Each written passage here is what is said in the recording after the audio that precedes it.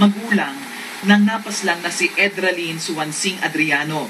Ito pong si Edralyn Suwansing Adriano, siya po ay napaslang sa loob ng kanyang kwarto noong September 7, 2013 na halos kasabay nga po ng insidente kay Kay Devante sa Las Piñas. Siya po ay isang call center owner. So mamaya po, titignan po natin, himay-himayin po natin ang mga kaganapan sa pagkapatay po kay Edralyn. At tignan po natin, kasi kung magkasabay na nangyari ito mga kapamilya, posible ba na ito po ay kaparehong modus sa pagkapatay po kay Kay? Posible rin ho ba ang mga gumawa nito ay may kaugnayan din po sa mga pumatay kay Kay?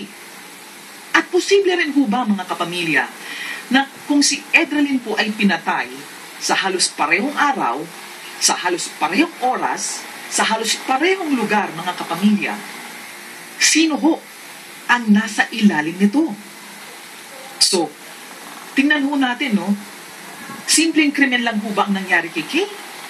Simpleng krimen lang ho ba ang nangyari kay Edralyn? O hindi? Pwede bang coincidence lang ba lahat ito? Kung hindi, lagot ho tayo. Sino ang nasa ilalim po nito? Yan po ang ating alamin mga kapamilya sa pagbabalik po ng Rated Corina. Dyan lamang po kayo